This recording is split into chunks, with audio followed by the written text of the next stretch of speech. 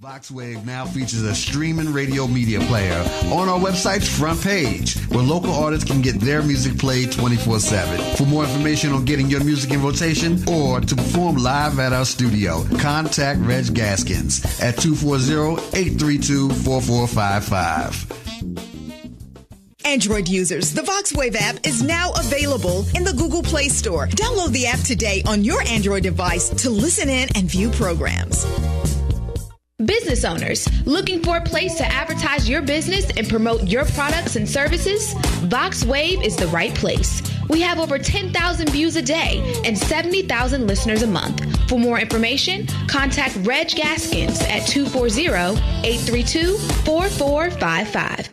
The world's #1 streaming music station, VoxWave.com. We have your favorite shows on VoxWave.com.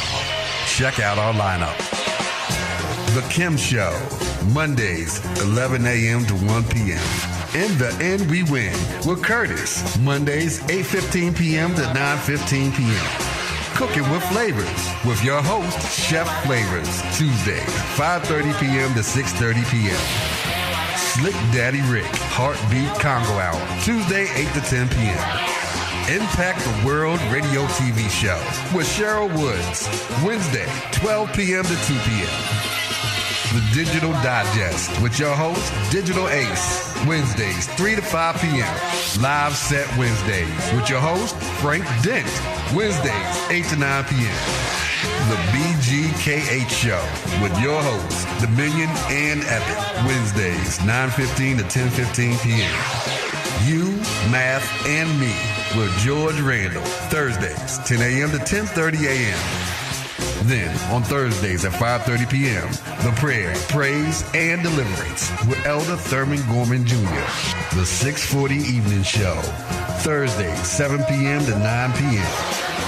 The Peace in the Morning Show with your host, Darius A. Stanton, co-host, Delicate Daryl Barnes, and Queen Ayakidobi, Fridays, 9 a.m. to 10 a.m. The Hall Street Journal with your host, Robert Hall, and co-host Clarence Sanders, Fridays, 10:30 a.m. to 11:30 a.m. Frank, The Success Principles, Friday, 12 noon to 1 p.m. Chanel's 3 Cents, Friday, 1:30 p.m. to 2:30 p.m. The Daryl Allen Hairston II Crime Victims Foundation Show, hosted by Daryl Hairston II, every Friday from 3 to 4:30 p.m. The Rush Hour with DJ Drew and Janique, every Friday from 5 p.m. to 7 p.m. Different Minds Show, hosted by DJ Bam 640 and DJ Andre Michael, and your co-host, MC Fran, every Friday, 9:15 p.m. to 11:15 p.m. The Healer Blues Show, with host Ron Jackson, every Saturday, 8 a.m. to 9:30 a.m. Hour of Power, with your host, Reverend Winters Rogers, every Saturday, 9:30 a.m. to 10:30 a.m. And again, The Prayer, Praise, and Deliverance with Elder Thurman Gorman Jr., Saturday, 11 p.m. to 12 p.m. And don't forget Four Sisters Live Talk, Saturday at 12:30 to 2:30 p.m.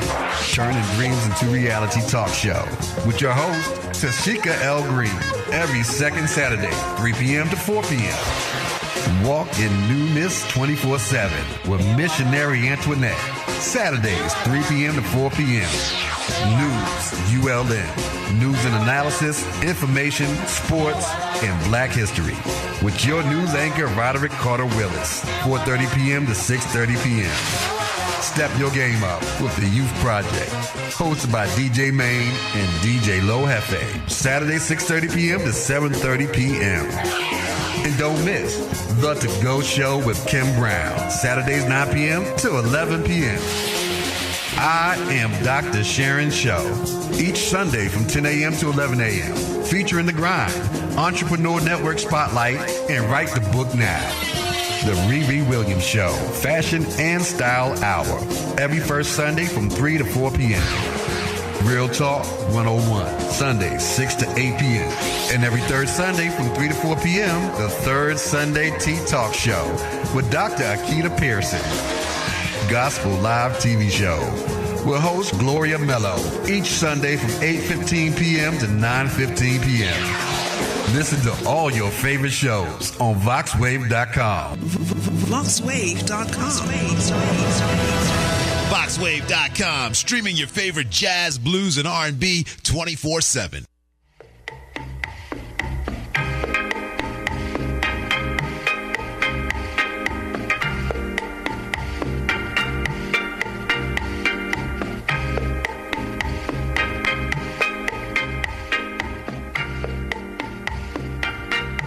The mighty Ken. There's my brother Jimmy in the building. What's going on, Jimmy? What's up, famo? Yes, always good when people come through.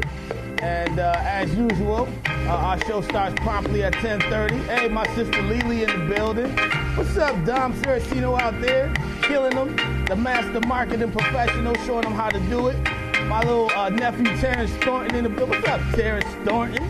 What's going on, brother? Gifted and talented musician right there. And we got a lot of fam jumping in real quick, and I'm excited just to be here. Hall Street, we in the building. Real talk. We're here to educate, edify, enlighten, and entertain. We appreciate everybody who jumped on the show this morning. Oh, my little sis. Hey, Lily. Everybody coming on board. We're going to blow this show up in 2018. We're going to blow this show up now that we heard a commercial. What do you think about the commercial, Mr. Sanders? Outstanding. Yes. Outstanding. They putting us together. I'm listening to certain people who close friends of mine. Mm-hmm. They say that they have been watching on Facebook. Mm-hmm. I mean, I don't do computers, I do a little bit of computers, but they've been checking it out. Facebook, they've been checking it out. Twitter. What else? YouTube. We gonna be a YouTube sensation. We got the national treasure right here. The value of the information that's coming from this station, if those who are listening can take that valuable information and put it into practical application, implement, and you will see a difference in the quality of your life. Absolutely. Well, we got to do it too, right? Hey, Yes. Trent Winder, what's going on, famo? See you out there doing it big. Glad to see you handling business with the family out there. Yeah, my brother for my struggles. And look, Mr. Sanders, you're right. We got to take the information and we got to apply it practically. We're saying that to them, but we got to do the same thing. Yes. We got to be the change that we want to see. Oh, my advisor from college, Dr. Franklin Chambers is in the building. Dr. Chambers, how you doing, sir? You look back at the people in your life who were your mentors and your advisors who help you at different points of your stage in your development, man, and who pour into you and guide you. And Dr. Chambers, man. Dr. Chambers showed me how to rock a bow tie for real, when I was Mr. Howard, So I appreciate you, Dr. Chambers, just for being a good man and family man, raising a beautiful family and just doing things the right way, repping Omega Sci-Fi. And then, my cousin Carl is in the building. Carl Johnson, what's going on, Carl? Carl, my cousin, he be checking out the show, Mr. Sanders. All right. But he don't never say much. But he's always there, he just... checking us out. I appreciate your presence once again, being in the building. I ain't bring that bow tie. He said, Dr. Sanders said, did I ever return his bow tie? You ain't getting that bow tie back. You're not getting that bow tie, Dr. Sanders. Dr. Chambers, I'm keeping that bow tie. You got to chalk that one up. Thanks a lot, Trent Winder. Said proud of you, man, and all the positive things you're doing. That's and really just goes back to what you was talking about, Mr. Sanders, practical application. Yes. I was up in Martinsburg, West Virginia yesterday. I was up in Hagerstown, Maryland yesterday, looking at properties that are available from the city, large, beautiful properties that you can get for as little as $1.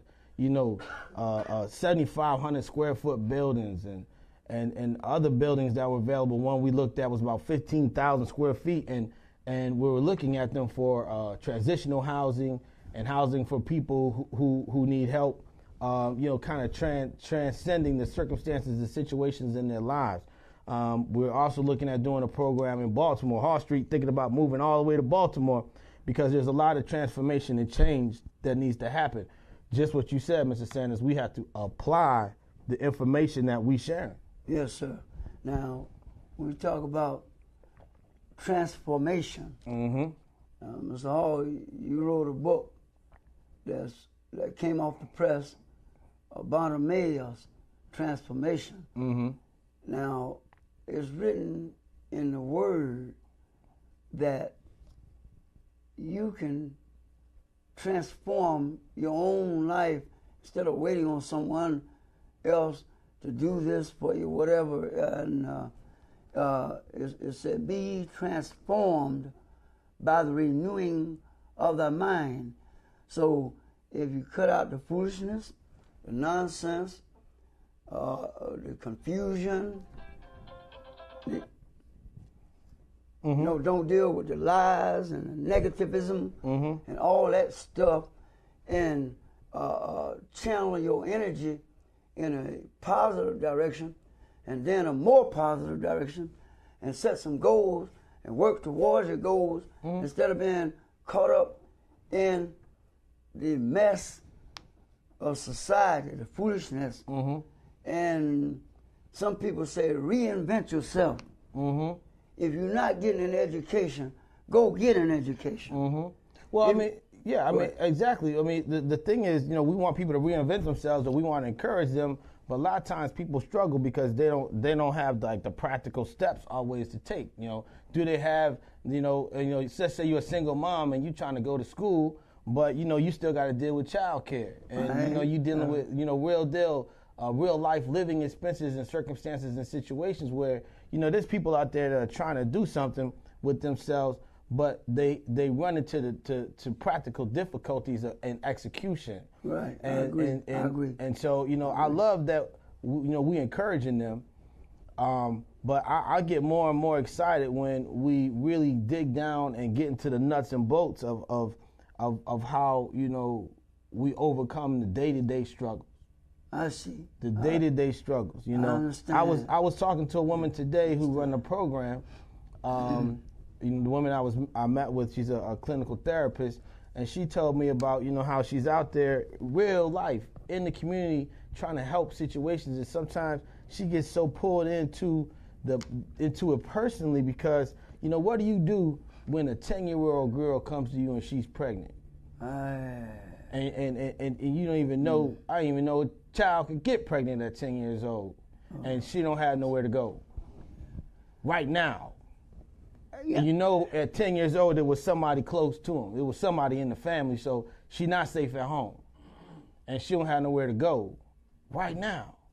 Or a 22-year-old girl who's a single mother already, no money right now, and no circumstance, living in a transitional home that only allows you to stay there for 90 days.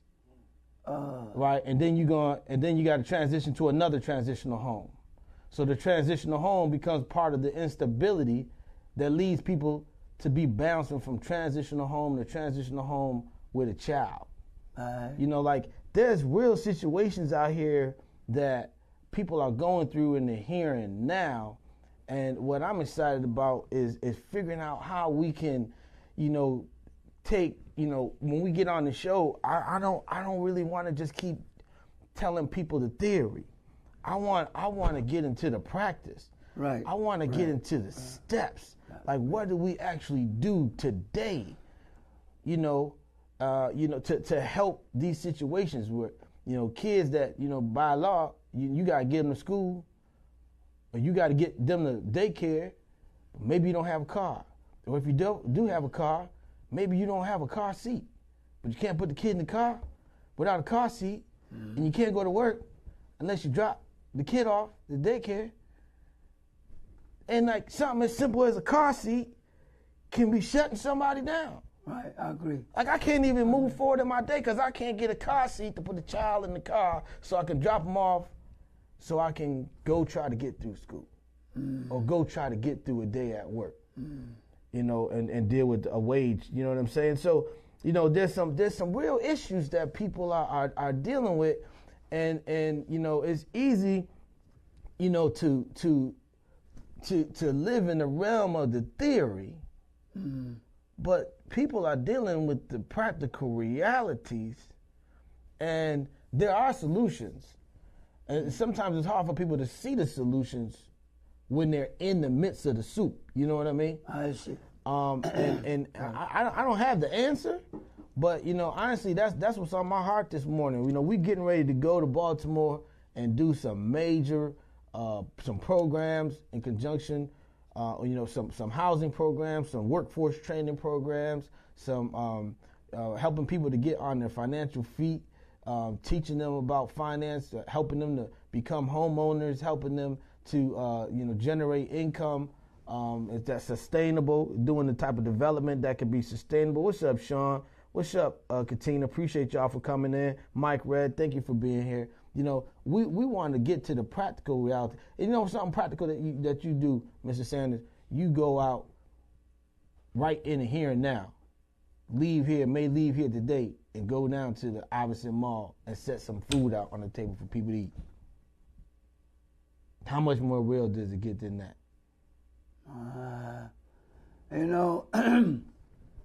The fact that you brought that up, I remember when I didn't have 2 quarters to rub together. I didn't have enough in my pocket to buy a sandwich and a soda. But I didn't quit. I did not quit. I feel that there is something that is going to help me move beyond that point. I had a lot of hardships, pain and suffering and sickness in my family and death and all that.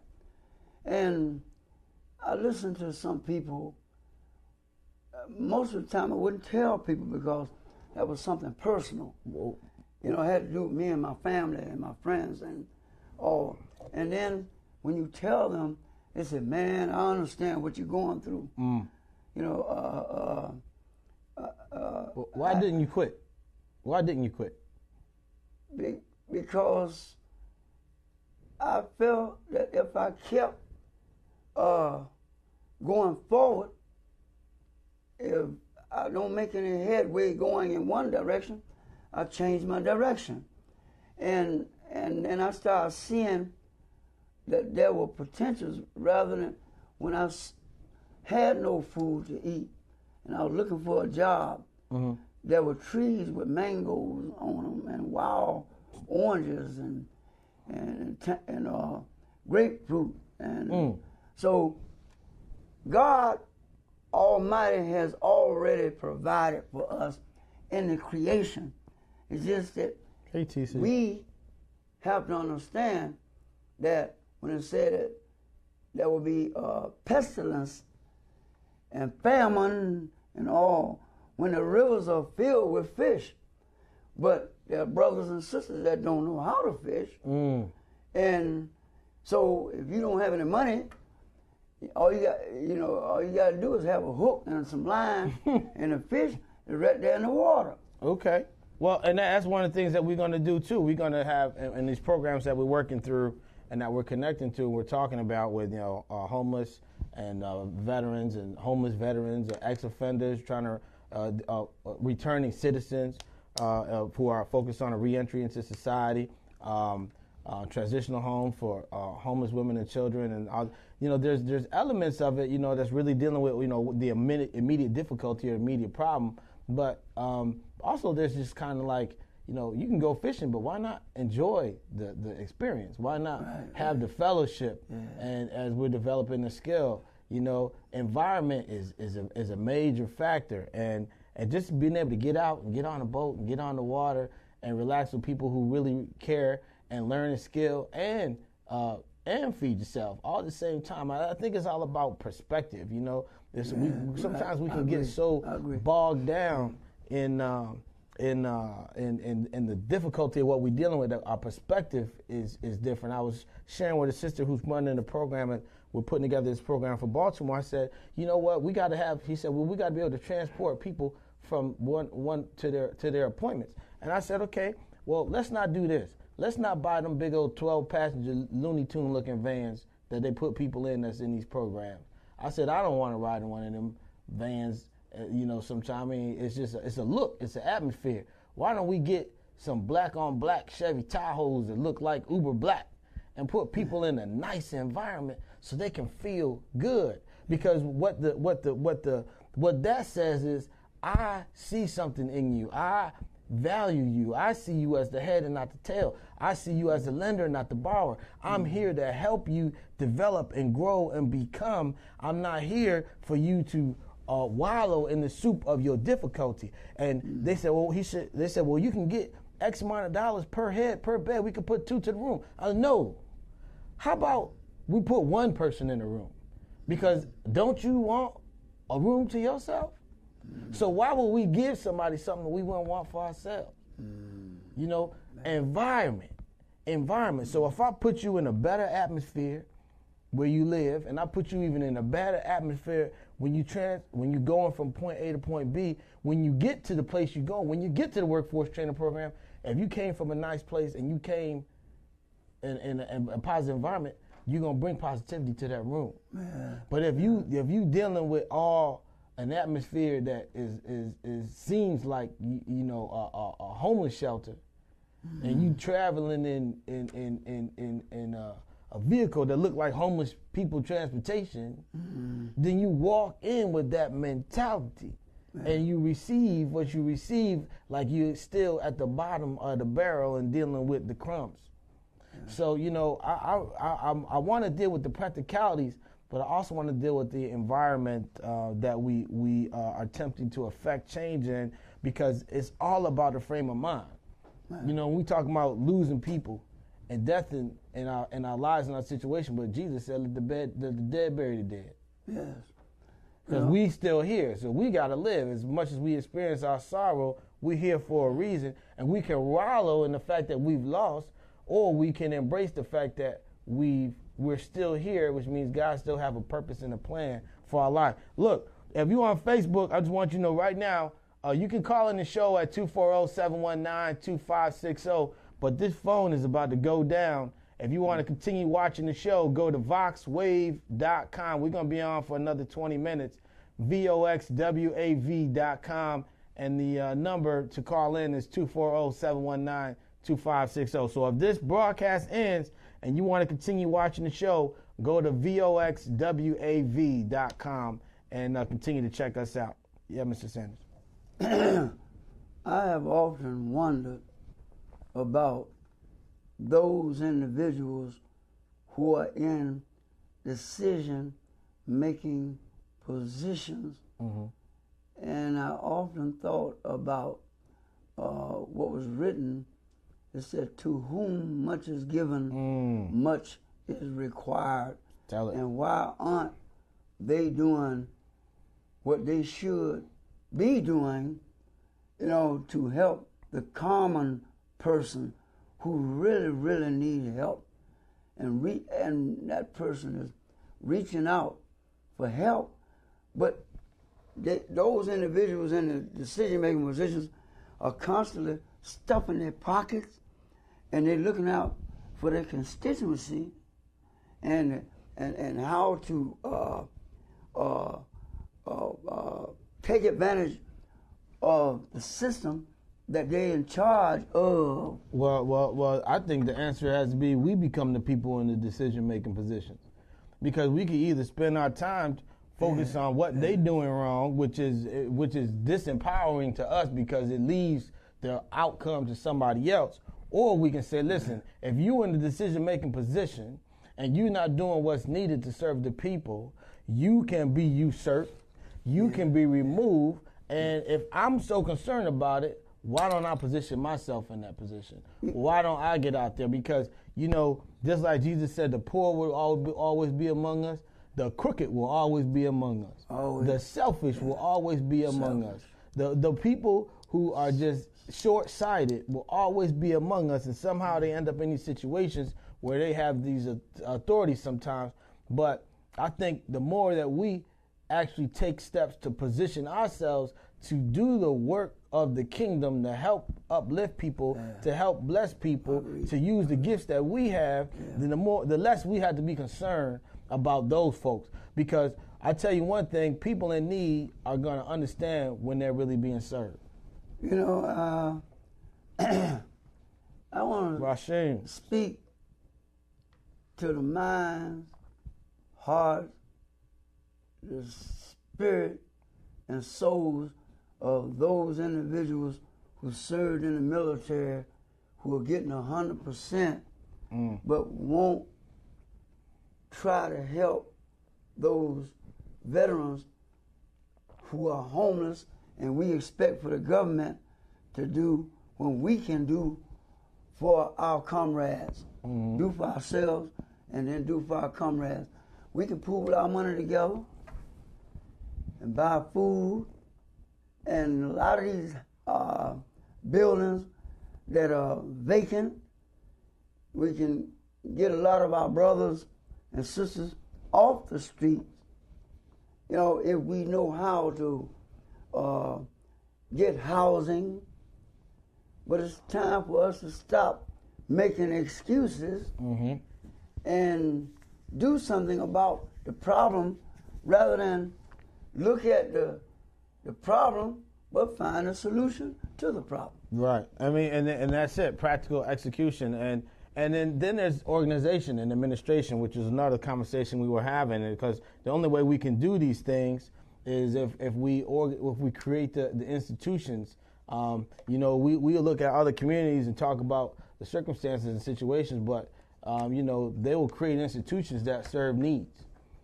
They will organize and get the stuff together and get the books right, and you know, won't be all these kind of scandals and situations as much. You know, they will position themselves to create these organizations, and so that's another thing for those who have the training, the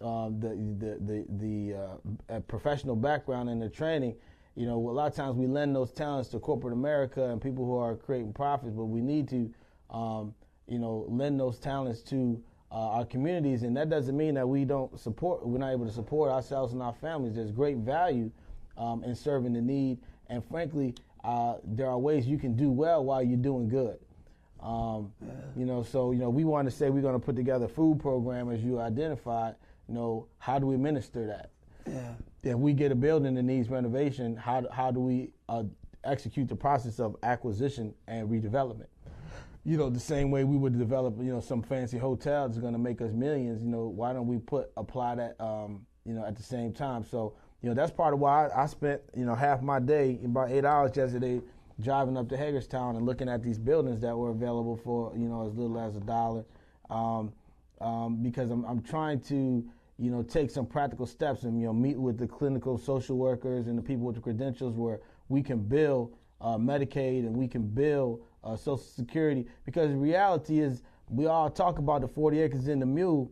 There are ways that we can extract our 40 acres in our mule using the programs that are already out there, and then sometimes get exploited at our expense. But to use those programs to bring real change to our communities, we have the professional credentials, we have the nurse practitioners and the clinical practitioners and the doctors and the attorneys, and this whole expansion can really happen in practical ways.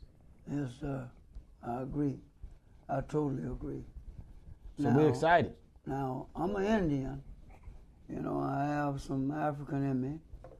And a lot of our ancestors were brought to this country in slave chains, and they were promised 40 acres and a mule. Well, I'm not looking for the slave master to give me 40 acres and a mule. I'm gonna get my money together and buy me 40 acres and a few mules. Yeah, that's it. So, yeah, we just went down on Facebook because the phone is not plugged in, but we're still here on VoxWave.com. Okay. So, I'm excited about taking those practical steps and moving things forward in real ways. I walked through buildings yesterday, beautiful buildings, the Nicodemus building, and the city bought that entire building, 7,500 square foot building, for $27,000, and we can get it for $1. Just putting up and just finding the funds to renovate it. It may cost $750,000 to renovate it, but the city and the county and the state will give up half of that. So for $375,000, you can do a full-scale renovation of a $7,500 building, a 7,500 square foot building that can have places where people can eat and places where people can stay when they don't have nowhere to go and all this type of stuff, or to create housing and what have you. So I just use that as an example that there are real examples of real opportunities out there, and we only just step out there and do the work required to bring the impact we want to have. Now, I know that there is grant money out there. There's scholarship money out there, but you have to know how to fill the paperwork out, and you have to know how to manage that. Mm-hmm. A few years ago, the group that I'm with, which is a civil rights organization, we met with Congresswoman Donna Edwards, mm-hmm. who is a person that was talking about being able to write grants. They can teach you in the colleges, but you gotta fill your paperwork out properly. Otherwise, you're not getting any grant money. If you make if you make mistakes on filling your paperwork out, that's the key. That's just like, well, if you make a mistake filling out your paperwork, you don't deserve no grant money. You got to make sure, if you don't know how to fill your paperwork out, find somebody that do in the colleges that can help you, because what's the sense in putting forth effort if you're doing it wrong? Right. And just like the veterans who are not getting anything, and the ones who they deserve to have certain benefits, pensions, and all of this, but they don't know how to fill the paperwork out. And they're not trying to get anybody to help them, or they're not reading. You got to pick up the book. You got, under the GI Bill, you can buy a house with no money down. You can go to school, with the government paying for it. You can get dental and medical treatment, and you don't have to come out your pocket. And there's money there, but you can't totally blame the system for you not doing what you need to be doing. Now, before I got out of the military, I picked up the book. I learned about benefits under the GI Bill of Rights. I bought my house on the GI Bill. I went to school on the GI Bill, dental, medical, and still using the benefits. But it's a lot more than just what I mentioned. We need to have an organization to teach people how to fill that paperwork out properly, and teach them to send it where it's supposed to go. I had people to help me, so I'm willing to help someone else to do what somebody helped me to do. There's a man dead in his grave. If it had not been for him, I wouldn't have been getting 20%, and now 100%. But money is never a first priority in my life, material things neither. Because I know all of this stuff belongs to our Heavenly Father. Right. But the benefits are there. You just have to know how to go get it. Well, yeah, I mean, money may not be a first priority. It's just a practical reality. And one of my favorite books in the Bible is the Book of James, because James was very, very. he was kind of street with his. You know, he was kind of hood with his. He was very direct with his, and he said, you know, you can't. You speaking to a person, a minister to a person, you can't just say, "Depart from me, be ye warmed and filled." You know, you got to feed that man. You got to get that man. You got to deal with the practical situation that he's dealing with. Jesus fed the multitude. Yeah. He realized they was hungry. That was it might have been a divine miracle that facilitated the feeding, but he was serving a practical need that the people had right in the moment. And I'm looking at a city like Baltimore, where you got, look like, I don't know how many people are heroin all day in broad daylight. The drug situation is horrible. The development situation is horrible. The need is unbelievable. And there's a church on every corner. There's so many churches. I'm talking about, you will see a desolate community, and at the end of a whole block of abandoned homes, going this way, and then turn the corner and a whole block of abandoned home going the other way. On the corner that you turn is a church that's immaculate.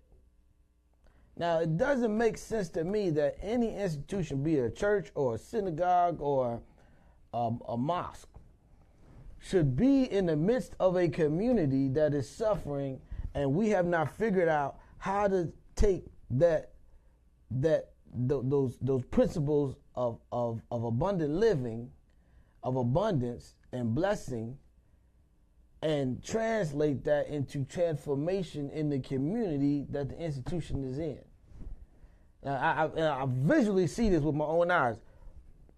Tore up buildings, immaculate church.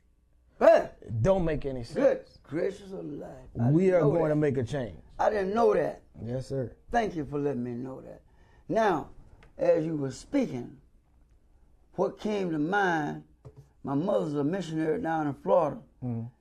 And I said, Mom, why is it that the churches are not coming together to work on what is going to make a more spiritual or positive difference? We got the Methodists, the Baptists, the Episcopalians, the Seventh-day Adventists, the Catholic. Why aren't they all coming together to help try to clear up the problems in our community? We got old people that have been members of these churches for many, many, many, many years. They paid a lot of money, in tithing and all of that. But I'm not knocking the church, but I'm just saying that there is division where the churches are concerned. There's division in America. There's disorder. So how do we change it?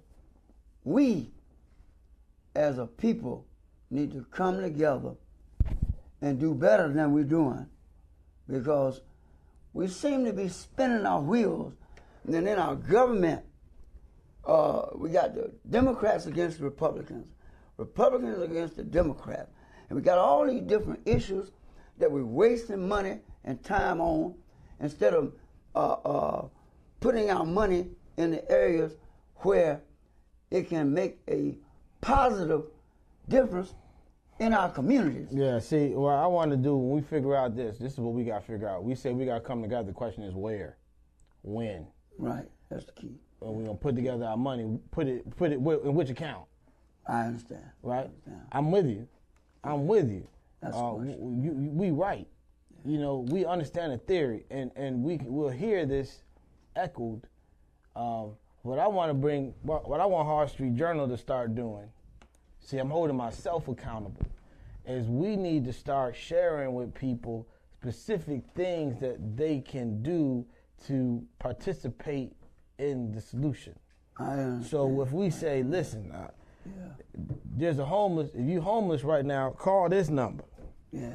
If you want to make an investment in a project that's going to create change in the community, call this number, go to this website, engage this organization. You know what I'm saying? Yes, practical steps, because we talk about because we become part of the media, and if everybody keep listening to us talk and speak to the concept, but not execute a practical reality. So, who needs a job? We can get you training today in becoming working in the solar technology industry. Would you like to work as a solar consultant? Call this number right now, and we're going to get you set up for training and bring you on board and show you how to earn substantial income in a booming industry. You know, we need to start bringing those practical things to the table, and I'm gonna look at that as a new hallmark of the Hall Street Journal. We're gonna bring some practical steps that people can take, some numbers they can call, some websites they can go to.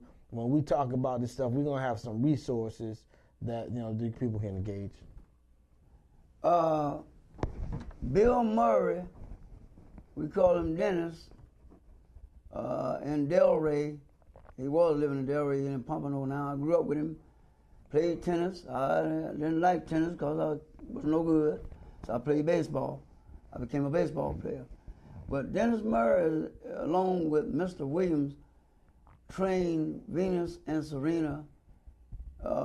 He's an instructor, and for the longest period of time, he didn't tell me that he has an organization, and it's called Feed the Hungry program, where he brought many people together as volunteers, and he has grant money coming in that help him to get food source. They store up food source. Okay, so are we going to be able to bring him as a consultant to take action in our community? Because what he did last year, it can't feed nobody this year, right? So what I'm saying is, yesterday's home run did not win today's ball game. I understand. And so I want to say this. Mm-hmm. He let me know. It took him a long time to let me know. If you listening, Dennis, I know somebody know you on Facebook and all that. Okay, Dennis. Now, he told me, that 1 year they fed over 5,000 people. Mm-hmm. And the next year they fed over 5,000 people. So I know that it's possible for us to feed these hungry people sleeping in the street. So how are we going to do it? We need to initiate something. Yeah, so that's what it's all about. Well, there's the Catholic Church, and there's a lot of organizations that are doing a lot of good every single day. Yeah. And I'm thankful for all that they do. I'm thankful for all those impact. But we need to start creating something from the inside out. True change don't come from the outside in. I agree. It comes from the inside out. And I feel like our people spend a whole bunch of time cajoling and cavorting and talking about and talking, and we're not doing. I always say, I hear your mouth, but I'm watching your feet. I'm watching your feet. So your mouth will say anything. What are you doing? Right. That's what are you doing? And yesterday's home run did not win today's ball game. This is a new game. What worked yesterday don't always work today. It's just like Al Sharpton and Jesse Jackson and some of the others.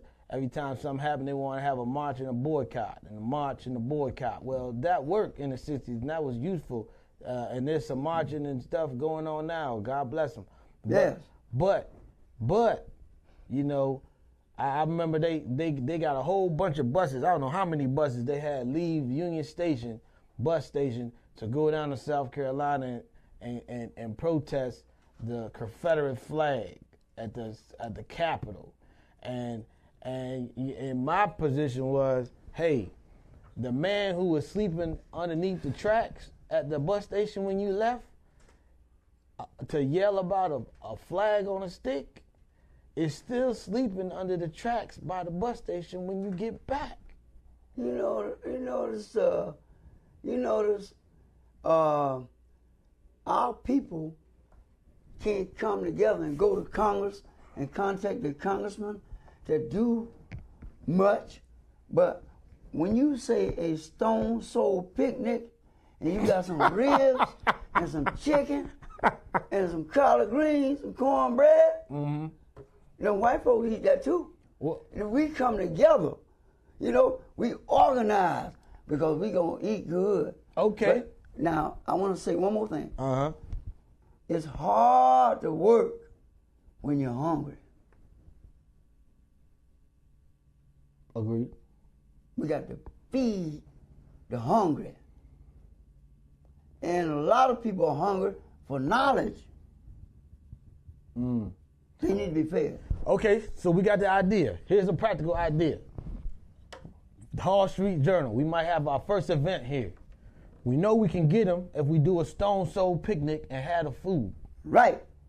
But then when they get there, we're going to talk about transforming the community. Yes, sir. So we're going to have a stone cold transformational form. I don't know. We're going to figure out a name for an event where we can pull some money together right quick. No big deal. It ain't hard to buy some burgers and hot dogs and chicken and stuff.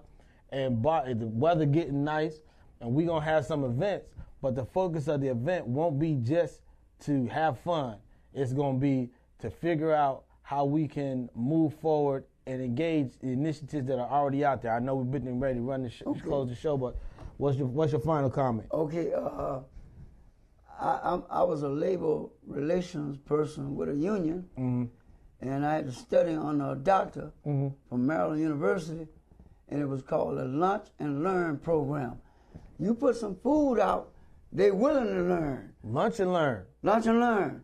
Lunch and learn. Come on and eat the ribs and the chicken. Lunch and learn. And listen to what the message is. See, we spent about 45 minutes in this show and we figured out what we're going to do. We're going to do a Hall Street Journal Lunch and Learn. Lunch and learn. Oh. The food gonna be here. You ain't got to spend not one dime. All right, so we're going to wrap up the show. VoxWave.com. We announced it. When we come back next week, we're going to tell you the date, the time, the place for the Hall Street Journal Lunch and Learn. Lunch and Learn. And we're going to set up, we're going to figure out. Y'all take care and be blessed. We appreciate y'all for being here. Again, take care and be blessed. Peace. Peace.